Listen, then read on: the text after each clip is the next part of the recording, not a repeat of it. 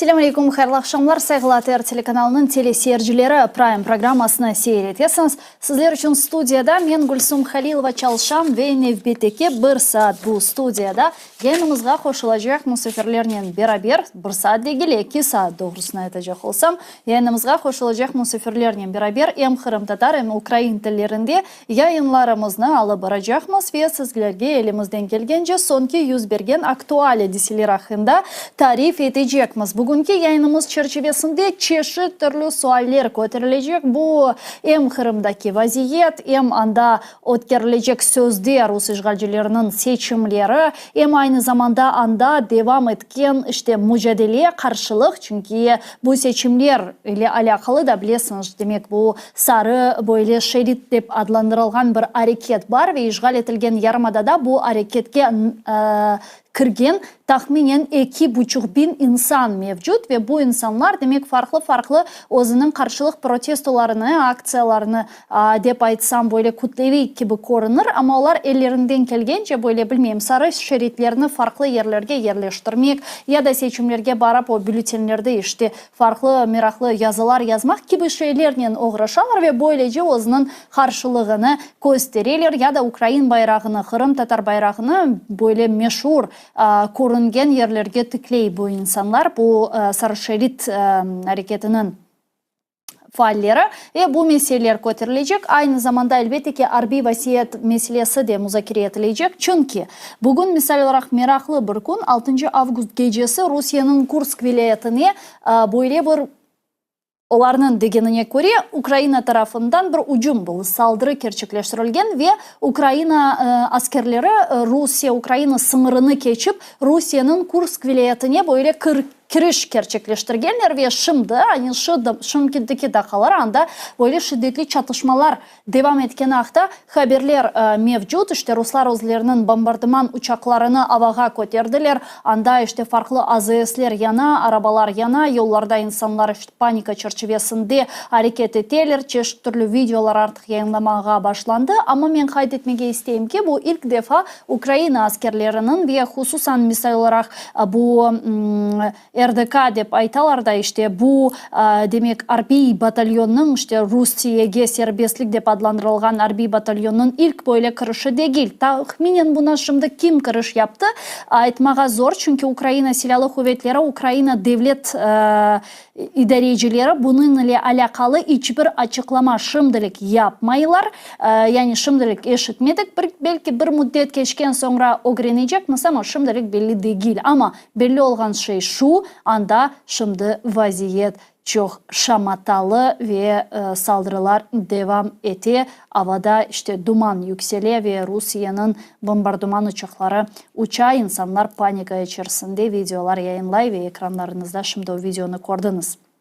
Yani bu ve birçok diğer sualler bugün yayınlarımız çerçevesinde muzakere edilecek. Birinci bölümümüz Kırım Tatar tilinde, növbeteki bölümümüz Ukrayn tilinde olacak sayılı arkadaşlar. O sebepten lütfen bizni takip etiniz ve o'zinizning demek bizni takip etken mecralarınızı bizim muharririyetimizge de yazınız. Çünkü ne yazık ki YouTube böyle bir sınırlı bir şekilde şimdi Yarımada'da çalışa. O sebepten bizi uydu vasıtasıyla seyredebilirsiniz ya da YouTube vasıtasıyla de telefon uygulamalarında ya da VPN'i kullanarak seyretmeye imkanınız var. Degenim gibi bu yayınımız Kırım Tatar tilinde olacak ve Milli Meclis azası Riza Şevkiyev bizle şimdi canlı bağda. Riza, selamünaleyküm, hayırlı akşamlar. Aleykümselam. Hayırlı olsun. Riza, ben bu Kursk vilayetindeki yüz bergen hadiselerle başladım. Yani sizin fikrinizce bu böyle kutlevi bir neticelerge getirebilir mi? Kutlevi böyle bir hücum, saldırı ve ilahire ya da bu daha çok böyle nasıl desem imidjevi bir darbe. Böylece Ukrayna'da dünyaya gösteriyor ki bakınız Rusya'nın sınırları delik deşik.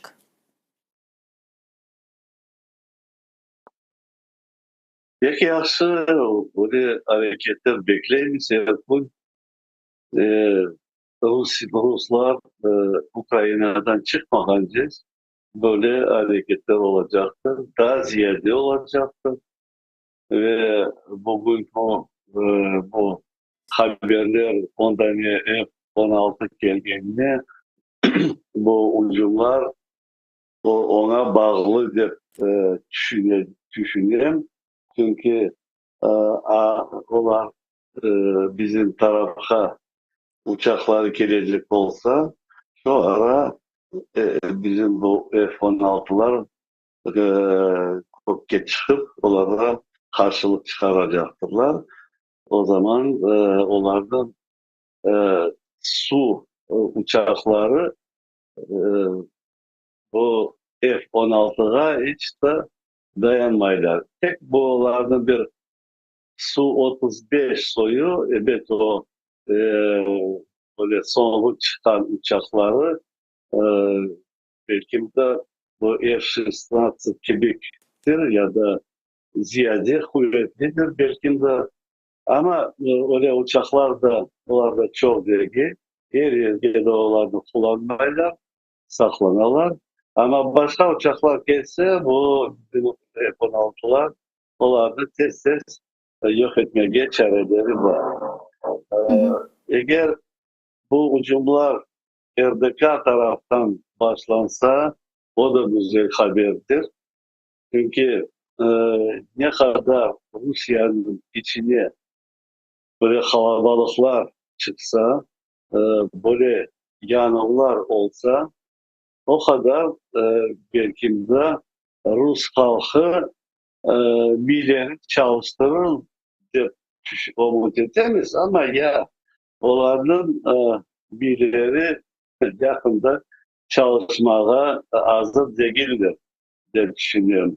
Ama bugünkü Kırım haberlerine bakanda Kers Topuru'na Kırım'a gelmek için 10 kilometreden ziyade dün aslında 15 kilometre bugün 10 kilometre arabalar çizildiler. Binlerce arabalar Kırım'a rahatlıkla gelmeye tırışarlar. İşte bu, bu kelimeler akılların toplamayın. Cenk etken yerge o korangaların, balların alıp getirip denizge tek yumğayla, ratmangayla asla o akılga yer. Nasıl? Gelin düşünüyorlar bu adamlar. Başka yer yok mu rahatlıkta? Tek Kırım'da.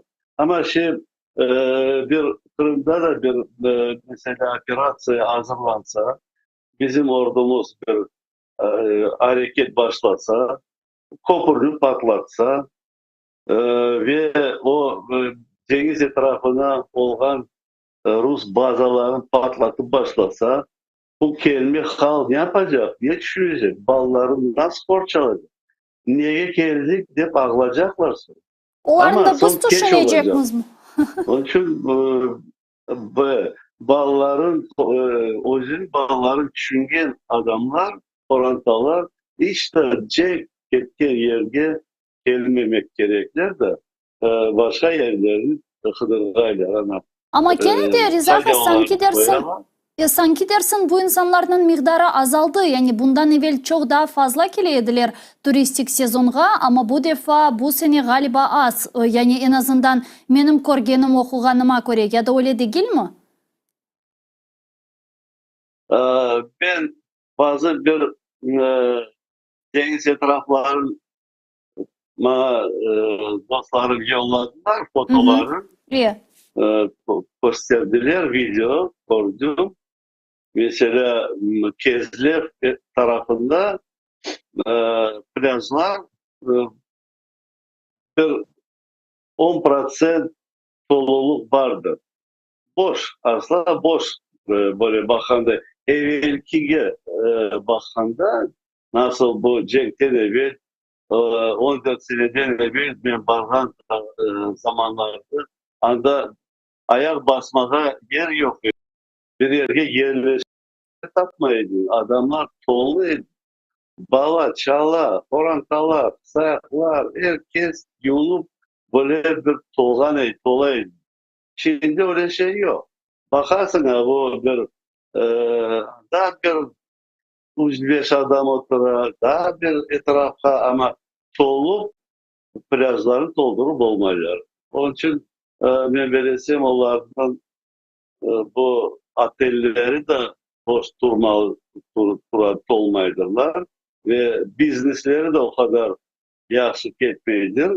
Bu mesela en sezon zamanda bu Ağustos zamanı en sezon çünkü deniz hızlı 24-26 gradus suyun sıcaklığı var. Herkes tırışa balların günlara en boyut sezonda evet böyle bu kadar arabalar toplandı ama temelli hepsi sayganda e, Kırım'da sezon e, güzel ketmegeni ben münasebet geçtim. Kezler plajına son e, bir daha bir yağlı boyda daha birkaç yerini gösterdiler. Adam çoxluğu duyulmayası. Meraqlısı şunda ki, mına Kezlevge aklınızdamı keçenlere böyle bir saldırı yapılğanı vaxtı, demek anda bu Magadan belediye başkanı özünün kızı ile kelgenler ve anda küçük bu kız demek elak oldu bu saldırı neticesinde. Daha doğrusu saldırı değil de Ruslarının özlerinin hatası sebebinden, çünkü onlar plaj üzerinde bu roketlerini onların hava savunma sistemleri tuşurdu. Yani bugün şunu etmeye mümkün mü? İşgal etilgen Yarımadağa mesela olarak Rusya'dan başka bir yerge ketmege imkanı olmaganlar, işte bu işgalciler hizmet etkenler ya da bilmeyeyim FSB hadimleri onların xorantaları ve ilahri kelip çıkalar. Çünkü aynen bu insanlarga da ve aynı zamanda cenkte iştirak etken Ruslarga da misal olarak Kırım'da toprak verilirdi. Toprak herkes gibi verilir aslında. Birinci toprakını pay etkeninde onlar başladılar. Herson'dan çıkan halklardan Donetsk'den çıkarılan bu Rus tarafların tutan halkını onlara başladılar pay etmeye. Evet, Rusya taraftan andan kelgen soylarına da toprak verirler. Ne kadar çok Rus gelse, ne kadar çok Pekinseler bu bir politikasıdır.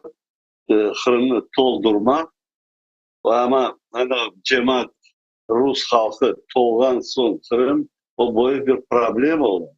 Kırım'ı son icralardan boşalttığında bu kelimeler başlayacaklar kaçırmaya ve çapkalamaya kalkara mahkemelerge. Niçin biz buna geldik? Biz mesela cenk etmedik. Bizge dediler uygun satıp almaya ya da toprak bana verediler. Vaktiler satıp aldık, evler satıp aldık. Ne kabahatımız var deyip böyle mahkemeler başlayacaktır. O böyle bir problem çıkar bizim başımızda.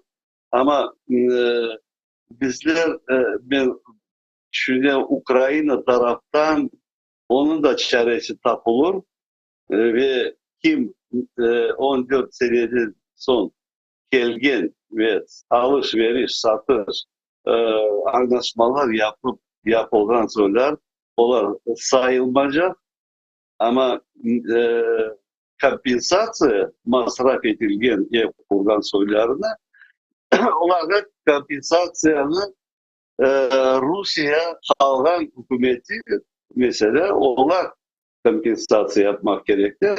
Onlara para versinler, kaytarsınlar. Çünkü onlara yanlış yol gösterip, yanlış yoldan alıp barıp, aldatıp bu başka hükümetin topraklarına yerleştirip malın alıp onların kollarını verip onun kabahatı, hükümetin kabahatıdır. Onun için hükümet o problemlerine baksın. Bizler mesela Ukrayna taraftan o problemleri çözmeyecekmiş. Ben öyle düşünüyorum. Ve kelimeler böyle Kırım'ı boşaltacak zamanda vakti geldiğinde tez canlıları tutarıp kaçsınlar Rusya tarafına da ve özünün hükümet başkanlarına barsınlar, Kremlin'e barsınlar ve onlardan sonrasınlar kompensasyon. Başka çare orada olmaz. Anda eğer onlar çoklukla toplansalar, baskın yapsalar, belki bu arada e, bir şeyde kaytarmaya çareleri olur. Ama hiç de umut etmesinler Ukrayna taraftan, hiç de umut etmesinler e, bu dünya hükümet koalisya tarafından onlara böyle kompensasyon verilecek.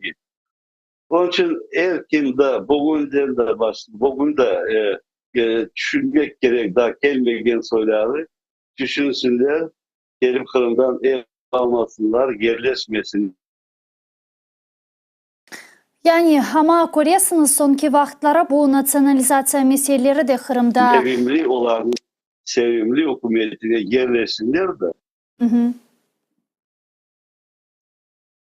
ozeller açsınlar, goller yapsınlar ve anda yulsunlar, rahatlansınlar. Hı hı. Evet. Ama bilesiz, mana bu nasionalizatsiya meselesini de laf etmege isterdim. Çünkü siz aynı zamanda işte Kırım Hayriye Fondu'nun reisi olarak bunu yakından biliyorsunuz. Ruslarının bunu nasıl yaptığını. Çünkü aynen boş şekilde Kırım Tatar Milli Meclisi'nin binasını da çekip aldılar. Ve birçok diğer işte binalarını Ukrayna milletseverlerine, vatanperverlerine, Ukrayna yırcılarına olsun ait olan evlerini çekip alalar ve böyle nasionalizatsiya çerçevesinde onların sonra auksionga ve lahri çıkararlar. Yani bu meselelerge yakından takip etken bir insan olarak nasıl bakarsınız? Yani bu çekip alıngan binaların sonra kaytarmak imkanı nasıl olacak sizin fikriniz? Nasıl da bu meseleni umumen nasıl koruyorsunuz? Birincide bana mesela meclis binasını laf etken son Hı hı. Schmidt'te ekidi olan binanı biz tartıp alacak olup prokuror başlagan idi o zaman 14 senesi ve e, mahkemeler geçirip onlar bir mahkeme geçirdik tek Rus mahkemelerinde. Onlar asla böyle доказательная база diyeyim nasıl anlatılmaya tapmayayım açı Hı hı. yerine getirip olmadılar. E, Bu binalar o Kırım Fond'dan alınacağı abasnavani öyle bir karar çıkarıp olmadılar. Başladılar mahkemelerden son e, e, Kırım Fond'a e, teklif edip bu binanı satıp almaya.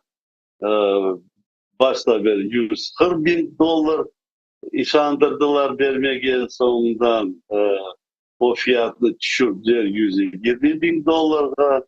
Ben eli çevirip aytam Rus rublelerin ve e, karar çıkardılar mahkemede понуждение директора фонда подписать договор купли-продажи.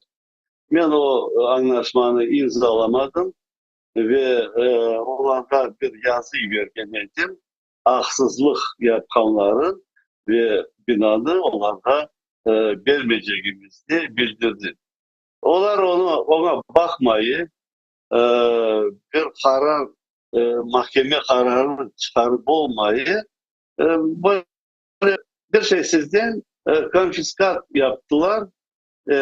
Şimdi bu bina Kırım Fondu'nda değil, o bina Kırım Respublikaların özünü saydılar ve e, yani güzel binanı başta 10 yıllarca yıkıp bu 10 yıl içini oraya alga getirip yıkıp içine karıştırıp bozup başladılar yanından tamiratın ve işandıralar onu kaysi bir müzik liseye vermeye. Ben ona da çok inanmayayım. Onlar bunu koz boya böyle aytıp para çıkardılar, tamiratını yaparlar. Evet, tamirat yapmaya başladılar. Anda işleri pek ağır gitti.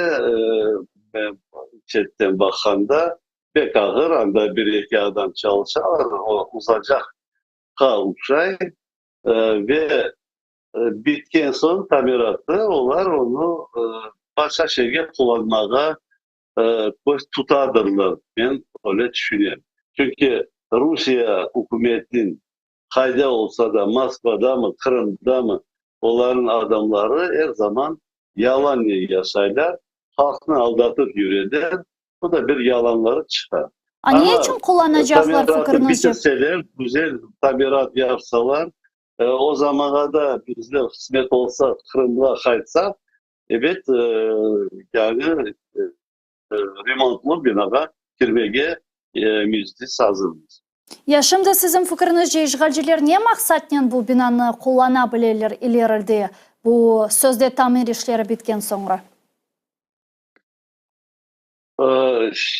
Onlar başlarlar kıdırmağa bir yeni politik strukturasını ancak yerleştirmeye, onu da hıdırıp tapacaktırlar. Bizim bu akılsız soyları var bizim milletimiz için. Onları da yerleştirip onlara bu binanı verip onlar anda toplaşıp çalışkaylar. Adları olacaklar Kırım Tatar ama özleri Rus.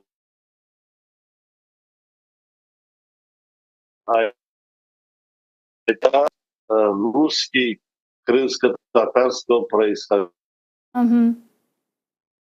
barken böyle pezemekler de çıkıyor. Öyle soylarına bu binanı vermeye mümkündür. Ve onlar yerleşip anda böyle Rus halkına karşı çalışmaya, Ukrayna karşı çalışmaya böyle niyetleri olmalıdır. Benim böyle düşüncelerim var. Bilmiyorum Hı hı. o kadarlık becerilerim yok mu ama böyle adımlar bekleyin. Asıl da bilesiz mi, men bu hadiselerge bakar ekende böyle paralel geçirmege mümkün. 1944 senesi ve 44 senesinden sonra demek Kırım Tatarlarını sürgün etilgenlerinden sonra bizim evlerimizge, işte bizge ait olgan binalarga farklı Rusya'nın topraklarından insanlarını getirip yerleştirdiler. Ve aynen şimdi bugün yapılganlar buna benzey ama daha böyle hibrit bir şekilde insanlarımızın elinden evlerini çekip alıp onlarını ya satalar ya da diğerlerini işte bereyler ya da misal olarak bizim topraklarımızı hususan Cankoy, Kezlev ve bu çöl civarlarında işte Ukrayna'ya karşı cenkleşkenlerge böyle tarkatalar, toprak bereyler, tarkatalar, onlar bu topraklarda yaşasın, asrasın ve işte horantasını ve ilahı kursun. Yani katinde 1944, 45, 46 senelerine kayıttık galiba. Evet, o çünkü olan politikleri, fikirleri, bütün hükümetin halkının düşünceleri değişmedi. İşte Sovyet hükümetinden başlayıp kurtulan gibi oldular Sovyet sistemasından ama bu başka formada girip başladılar ama hareketleri daima evvelki bu Stalinizm, Sovyet zamanlarda yapılan işleri bugün de onlardan alıp baralar. Evet, bugün onlar evet bana 44 senesi çıkardan son onlar bizim evlerimizi başladılar, e, teklif ettiler, çağırttılar. E, halklarını Ukrayna tarafından, Rusya tarafından çoksun başladılar çağırtmaya, Kırım'a hazır evlerge gelip yaşamaya.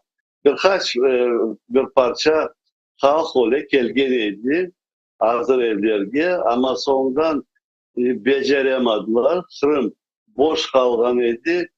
Tabi 50. seneler geri Kırım aslında bir boş topraklar gibi kaldı. Gelgenler de kayıttı.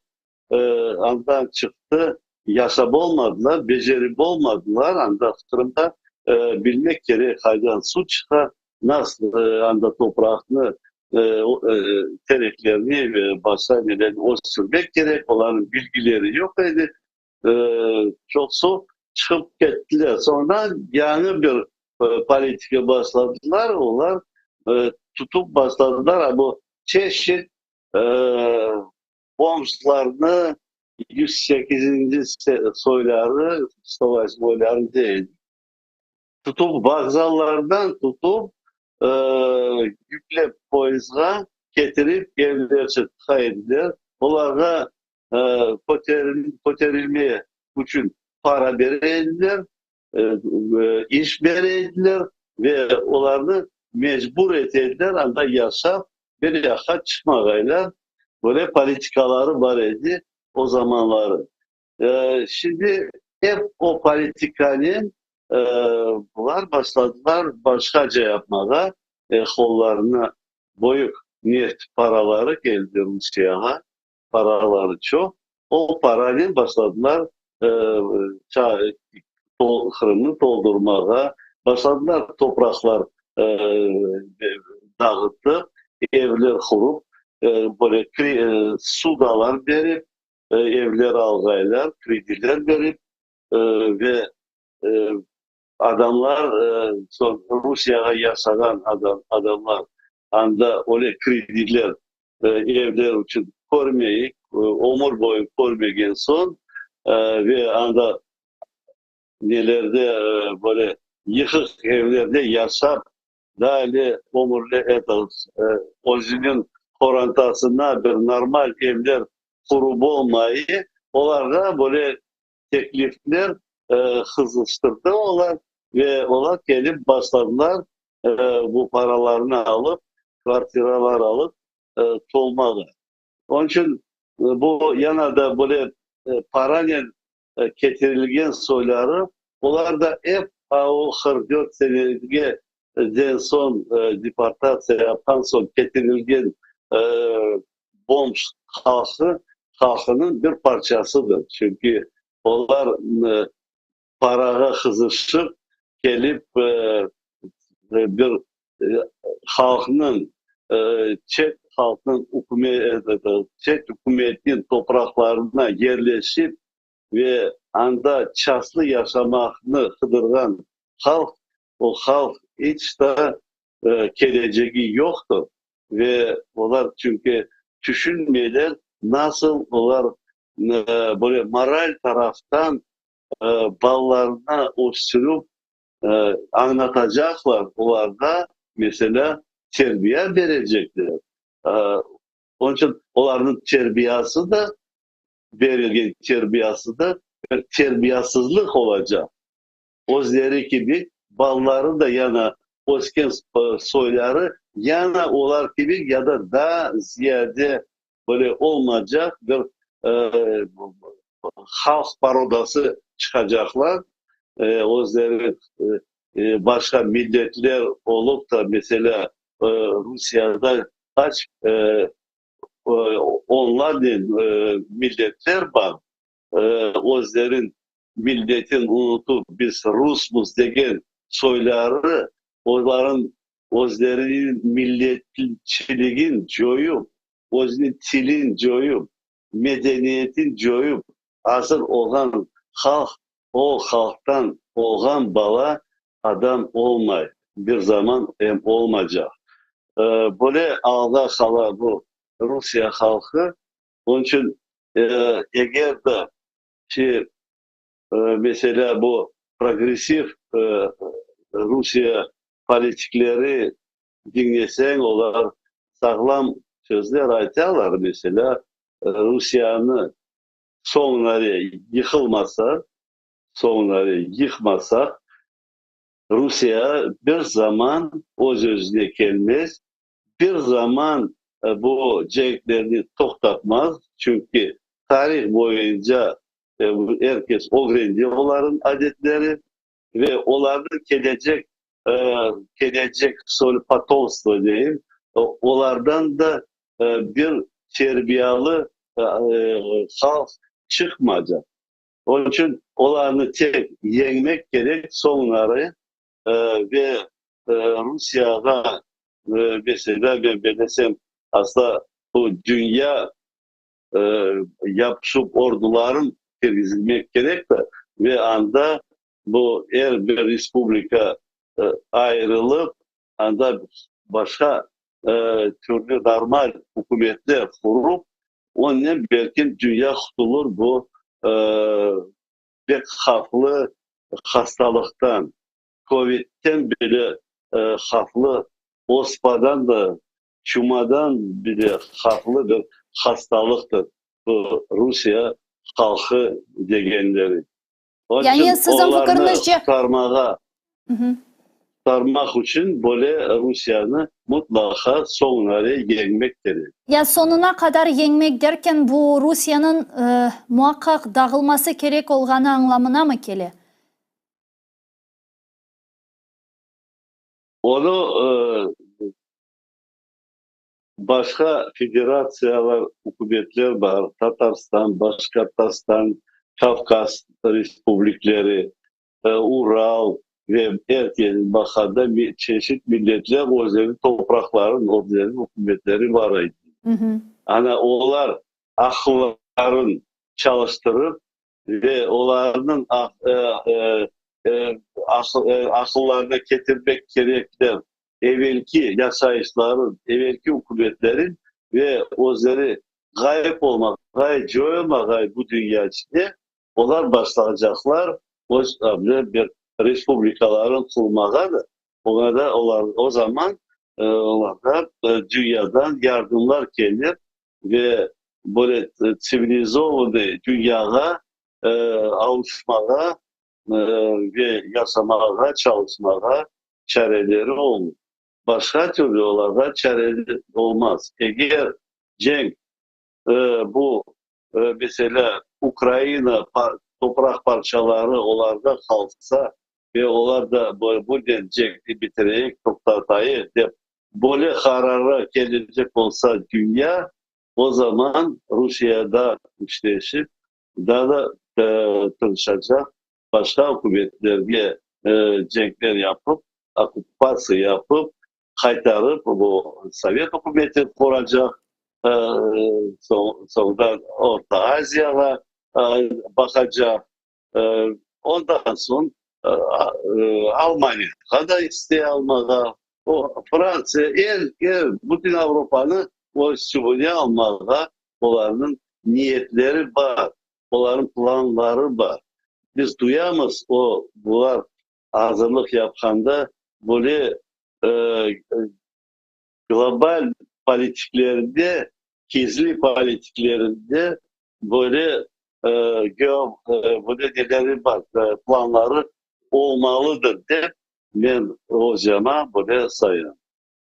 Onun için onları mutlaka toplatıp Ukrayna'dan çıkarıp ve devamını bakmak gerek olacak. Hı hı.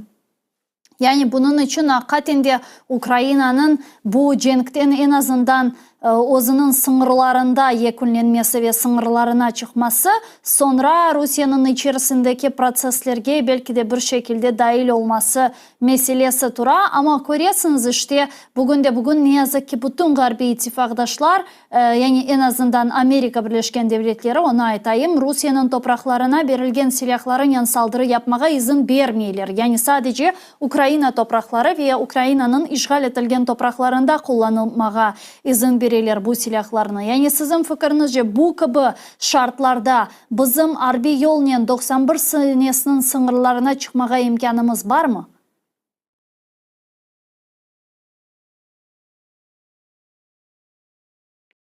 Cenk uzayacağını indi biz anladık. Herkes onu anlayır.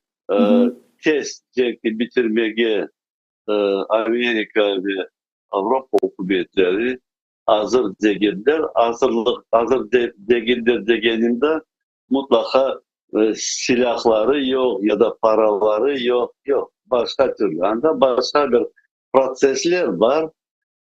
Geopolitik prosesleri.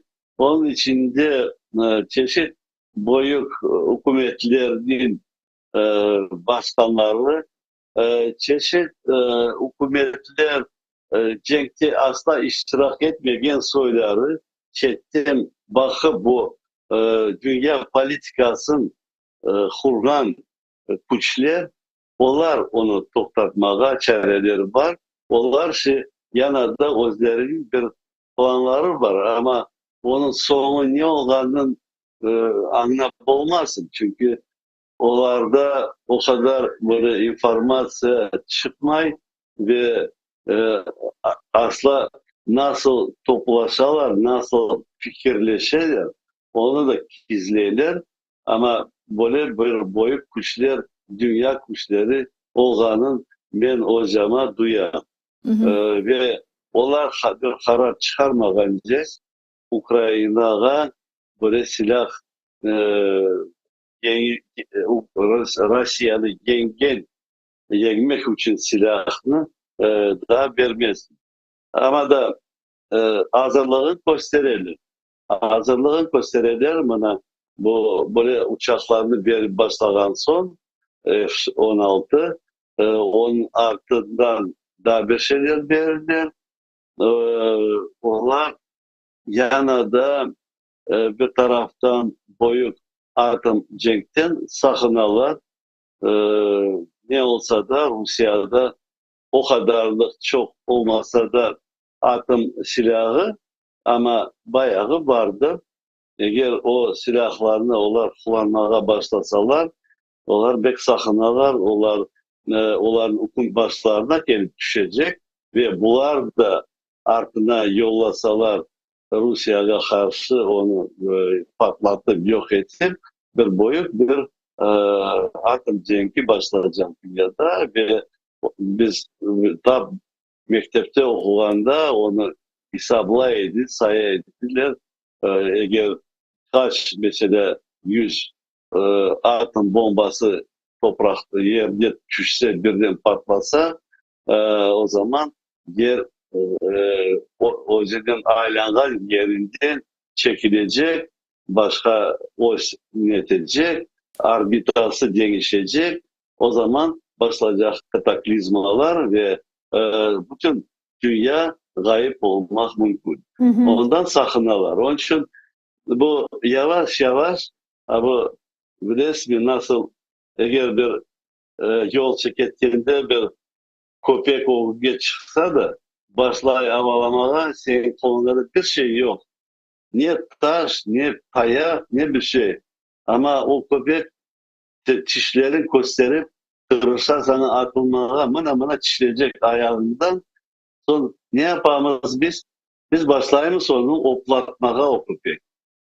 Çünkü onun gibi atılsa o senin üstüne atılacak. Başlayınca o köpekli oplatmaya, güzel sözler aytmaya, aydın mesela bu içince stipaklap ya da böyle daha bir şey böyle bu köpek adamların adlarını aytıp yumuşak yumuşak tırışasın ona yakınlaşmaya da ve tıngan son daha başını da sipamaya son ondan çekilgen son yavaş yavaş ondan tez olsa da yani yavaştan ondan çekilip kaçmalar. Çünkü o köpek.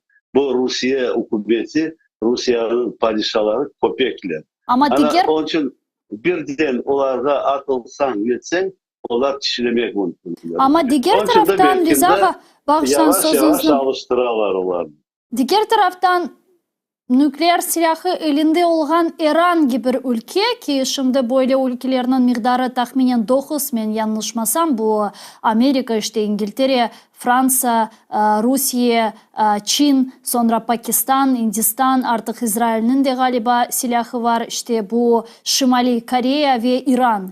Bu 9 memleketin elinde şimdi nükleer bu yader silahlar var ve eğer bu mantıkla hareket edecek olsalar İran gibi bir ülke yanındaki olan ülkeye hücum edebilir, saldırı edebilir ve bilecek ki benim nükleer silahım olganı sebebinden bana hiçbir kimse hiçbir şey yapıp olamaz. Çünkü ben sonuna kadar işte bu silahın kullanacağıma işte tehdit ederim. Bu silahını kullanacağıma herkesini korkuturum ve o sebepten İran gibi istegenim toprağını işgal edebilirim. Yani diğer taraftan bu gibi siyaset başka ülkelerge bu silahları olgan ülkelerge böyle bir ilham vermiyor mu sizce başka topraklarını işgal etmeye? Yani bu da bir paradoks.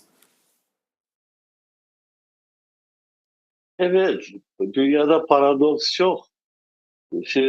Bu İran tarafta o yakta olan hareketler o da hasevetke koyalar biz hepimiz düşünemiz. Ee, belki de birinci bir böyle bir güçlü kavga ya da bir Ukrayna'dan güçlüce bir cenk anda başlamak mümkün o taraflarda. Hı hı. Belki mandadan bir yader silahını kullanıp bir netip gösterip son bu Putin rejimi korge ne olmak mümkün olanın hükümetleri belki ona hazırlık yaparlar. Dünyada bir şey apansızdan olmuyor. Her şey planlaştırılan, hazırlık yapılan ve sondan hareketler başlar. Apansızdan bir şey olmuyor. Onun için bilmem anda ne bitecek o da bir kasevetli bir zaman geldi o taraflarda. E, Ama evet biz onu bakamaz. Olanlara bakıp özümüzün hükümetimizi düşünemiz. Özümüzün vatanımızı düşünemiz. Özümüzün halkımızı düşünemiz. Ama ondan bir e, o anda olup geçecek hareketlerden bizlerde bir ders almak mümkün mü? Ve bizim hükümet de bir şeyler, e, bir kararlarda gelmek mümkün mü? E, Ve tek bizim hükümette değil, Avrupa hükümetleri, e, Amerika, o her şeyden bir öğrenmek bir zaman bitmiyor. En güzel e, ders e, bir tek kitap okumak değil ama bir hareket yapılan işlerden sonra o ders e, yaxşı kafada kala, akılda kala ve ondan bir e, öğrengen son belki bir doğru yollarda e, düşmeye çare olur diye düşünüyorum. Yani bu hadiselerin takip etmek gerek olacak. Elbette ki biz her daim yayınlarımız çerçevesinde de bu haqda laf etemiz. Ve bilesiz Rizağa mına da bir 15 dakikamız var. Men laf etmege istegenim da ayrı bir mesele var.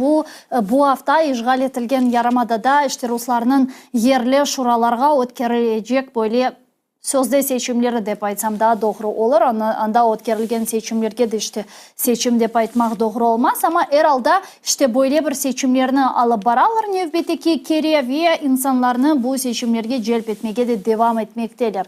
Yani nasıl siz düşünüyorsunuz bu seçimlerge böyle barıp barmamak ile alakalı fikirleriniz neden ibaret? Çünkü bazı insanlarda bilesiz böyle bir fikir var. Deyler ki işte men halkıma faydalı olmak için, halkıma hizmet etmek için işte yerli şuraga bir deputat olup barayım da mında bilmeyeyim yol yaparım, işte bala bahçesi yaparım ya da farklı diğer işte bir şeyler kurarım, inşa ederim ya da halk için para ve ilahire bütçeden alırım vesaire degen böyle fikirler de mevcut bazılarının arasında ve böyle cedveller de var elimizde. Anda Kırım Tatarlarının işte iştirak etkenine dair bu seçimlerde yani barıp sadece rey bergenler değil de o'zining böyle namzetini göstergen bu yerli şura seçimlerinde. Nasıl kıymet kesesiniz bu hadiselerge ve böyle fikirde olan insanlarga ne etmeye ister ediniz? Hakikaten de mi olar faydalı olabilir, hizmet edebilir halka ya da asıl da bu büyük böyle bir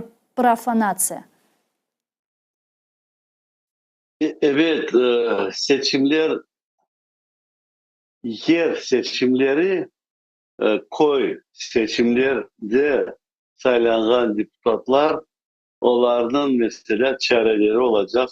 Özünün koyunun problemaların işlerin bakmağa, e, e, sokaklarını değiştirmeye, terek saçmağa, su geçirmeye, yollar yaptırmaya bir çareleri olacaktır ve o halkın problemaların bu siyasetlerine göstermeye çareleri olacaktır. Ama bir ne var? Onlarda tek böyle gelip saylanıp özünün halkına, özlerin köylerine çalışmaya tek ona yol kaldırmazlar.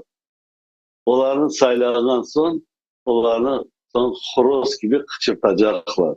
Rusya bizim, ben Rus'un Krım-Tatarskого происхождения, onlarını böyle sözlerden kıçırtacaklar. Onlarını o fikirler yapan, becereceklerin kalkı için o köylerde onu düşünmediler. Onlarını toplar, özlerinin kuşlarını koşup başlayacaklar çalışmalar. Rusya işgalcılığı Pekin'e yandan Kırım'a köylerde. Evet, onların getirecek faydaları cemaat için getirecek faydaları e, teraziye koyulsa onların getirecek zararı politika taraftan zararı birge yüzdür. Aslında aytem de bir prosent fayda getirseler, getirip olsalar 99 zarar getirecekler öz halkına.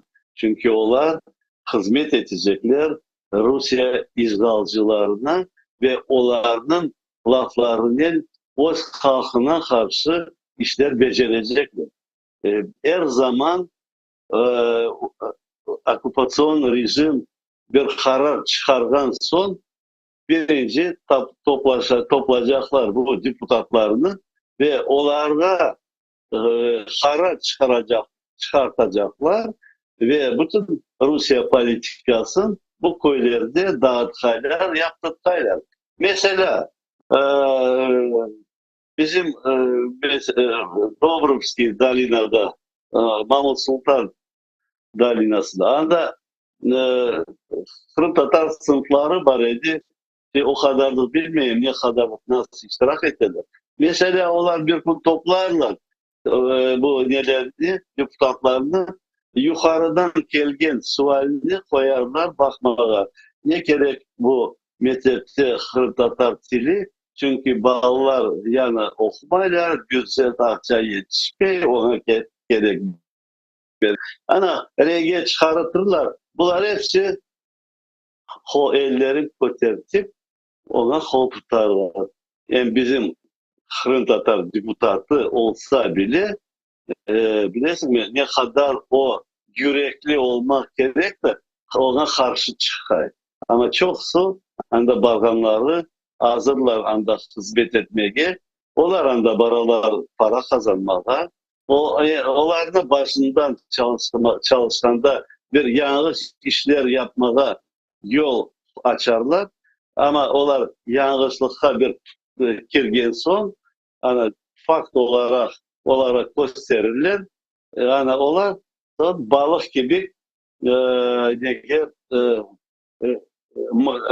mıhka, demir mıhka asılgan gibi e, olacaklar ve çöpeden çıkan suallerine kol tutacaklar. Ama niye faydası, niye zararı olmak mümkün. Ama bana yaxşı geçti ne? Saylanlar oldu. Bizim halktan da deputatlar oldu. Hani ne kadar biz işittik onlardan cemaata bizim köylerge böyle korumlu bir faydalar yapanları anda onlar deputat saylanırsın. Bana kim ait olur? Ben öyle bir temelli bir işitmedim. Mesela bizim koyumuz nasıl yolsuz idi, orada da yolsuz duran. Nasıl ne terek ne bir şey değişmeler, bir değişme yok. Adamlar o zaman bir yol, orta yol aşağıda çekken ediler o zaman sayılardan o da. Çünkü o yol boyuk yoldan e, trasadan korunmaya yarama yolunu asfalt çektiler ama bitti. Başka onu da deputatlar becermedi. Onu hükümet özü yaptı. Özünün politikası. Onun için anda düşken bizim halktan депутatlar evet o için bir şey kazanır, bir şey yapar. Ama ona da rahatlık vermezdi. Ona aytsam da onların her zaman koşacaklar özlerin politik kampanyalarına, onların çıkaracaklar senalarda, onlara verecekler kollarına okuyaylar, Rusya'nı maktagaylar, onlara hazır mektuplar yazdıracaklar. Nasıl biz ki 60 senelerde neler Moskva bir mektup 17 kişi imzalagan idi o zaman Kırım Tatarlardan. Niye gerek bizge Kırım? Biz buna deportasiya düşken yerimiz pek yaxşı. Biz yaxşı yaşayımız. Uzbekistan'ı sevemiz. Her şeyimiz yaxşı. Biz asla Kırım'ı kayıtmağa da istemeyimiz de bir mektup yazdırgan ediler de mektubunu tırışa 17 imza çekeni taptılar. 17. Bizim mesela 100 200 bin adam halkımız için de 17 imza çektiler de ve o mektuplu ana Politbüro'ya yollayıp bir şey kazanmaya tırıştılar. Son ne oldu? Bu 17 kişi kayda kaldılar. Ben bir tanesini bileyim. O ayeteydi Andijanlı sabahsına Turan Bey bütün gece araba kapıya tezek atıp böyle niyeteydi. Sabahdan yuvan diye bütün gün temiz var. Gece yana keşkeli adamlar tezek atıp bulaştıraydılar. Bunlar hani ne kazandılar? Tezek kazandılar. Yani keskince etmeyin. Onun için bu zamanlarda düşünmek gerek. Halkımıza karşı çıkmaya ya çalışmaya içte olmaz. Vatan nedir? Niçin biz vatanı severiz? Mesela ben vatan sevgiliğin ana babamdan, harbaba bitalarımdan öğrendim. Onlara Kırım'dan bir armut, fındık ya da kızılçık bir avuç getirdiğin son onlara bakıp gözleri yaşlanaydı. Vatan dediler, bakaydılar. Ben onlardan vatanını sevip başlagan edim. Onlar bir zaman aytmagan ediler. Kaysı hınzırlar halkına karşı onları maktamaydılar. Bizler de mesela koşup gelgen son, vatanga kirgen son, vatanını beğenip, ne için beğenip? Halkımızla beraber olanımız. Biz halkını çağırdıktan da binlerle toplasaydı halk meydanda hazır ediler yapmaya her şeyi bütün halk için. O vatandır. Biz ne anda başkanlarımızı, başlıklarımızı mesela okupasya hükümeti o geçe vermeydi. Hazır listeler okumaya vermeydiler. Bizler hükümete karşılık yapaydık, anlataydık. Bizge gerek bizim sorağımız var. Bizge kaytarınız bizim evlerimizi, topraklarımızda, bizim respublikamızda kaytarınız dekin. Onun için kureş eteydik. Onun için biz bu vatan ne olduğunu anlaydık. Bütün cemaat da vatan ne olduğunu anlaydık. Ama şimdiki böyle sayılara düşkün adamlar ne korunseler bile ardına cemaat varmaz.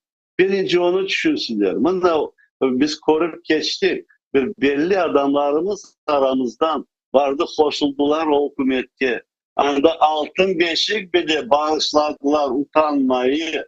Bütün halkından utanmayı. Böyle ne akıp böyle öyle hareketler yapmadı. Sonra ne oldu? Kayda kaldı.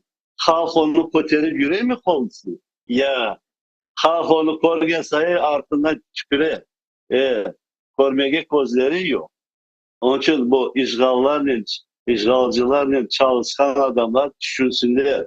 Bu Rus adamları крымско-татарского происхождения, öyle olacak olsalar unutsunlar özünün происхождениесini da çıkıp yürüsün ya Ruski deyip aytabilsin. Ama bizim halkımızın adını özüne koşmasın. Çünkü halk ona özünün adını vermez bir zaman.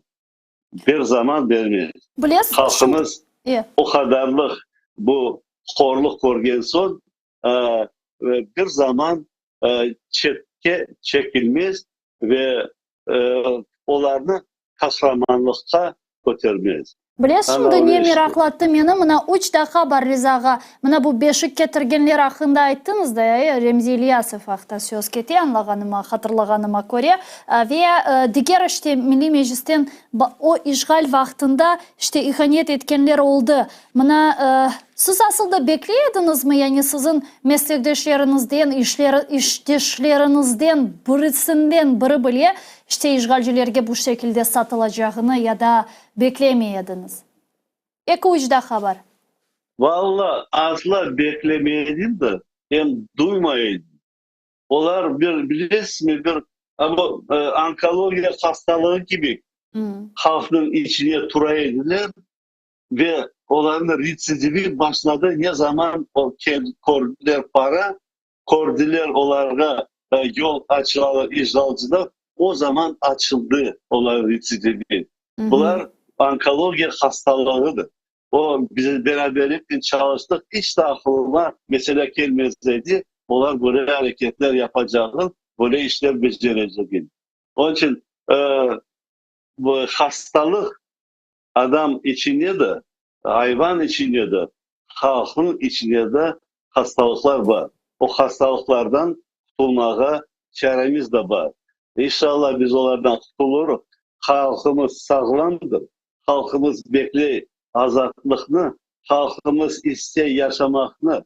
Ne anda o Rusya işgalcılar tribüne çalışsalar, kazanırlar, arabalar sürerler, yürekleri razı değil. Yürekleri razı değil. Onlar azadlığını coydular. İnşallah o azadlığını kaytarır. Amin. Çok sağ olunuz Rizaga. Büyükten büyük teşekkürler. Böyle meraklı bir yayın bizden alıp barganınız için. Nevbetiki ATR telekanalının programmalarında Allah kısmetse görüşmek üzere. Sağ olunuz. Milli Meclis azası Rizaga Şevkiyev bizle canlı bağdaydı saygılı arkadaşlar. Men ise bugünkü yayınımızı ne yazık ki yekunlemek mecburiyetindeyim ama siz ATR telekanalının ekranları başından ayrılmanız. Çünkü biz her gün saat 2 saat 17'den saat 19'a kadar canlı yayınlarını alıp baramız ve men sadece küçük bir teneffüske geçeyim. Çünkü sonra biz bu studiyaga kayıtıp artık Kırım Tatar tilinde değil de Ukrayna tilinde yayınımızga devam edeceğimiz ve bu yayın çerçevesinde farklı meseleler koterilecek. Şu sırada işgal etilgen topraklarda karşılık aytkanımız gibi bu Sarı Şerit hareketinin şimdiki faaliyetleri, yapkan hareketleri ve ilahre ve elbette ki Harbiy cihetten de şimdi cenkte ve cebedeki vaziyet hakkında laf edecekmiz ve hususan demek Rusya'nın Kursk vilayetine yapılgan saldırı hakkında da laf etmeye planlaştırdık böyle harbiy analitikle beraberlikte. O sebepten ATR telekanalının ekranları başından ayrılmanız lütfen ve bizim yerlerde sayfalarımızga abone olmağa unutmanız. Bu bizler için çok mühim ve böylece birbirimizge daha da yakın olabileceğimiz ve birbirimiz arasında bu köprünü paketleştirmeye imkanımız olacaktır. Birkaç dakikadan sonra ATR telekanalının yayınında görüşmek üzere sevgili dostlar.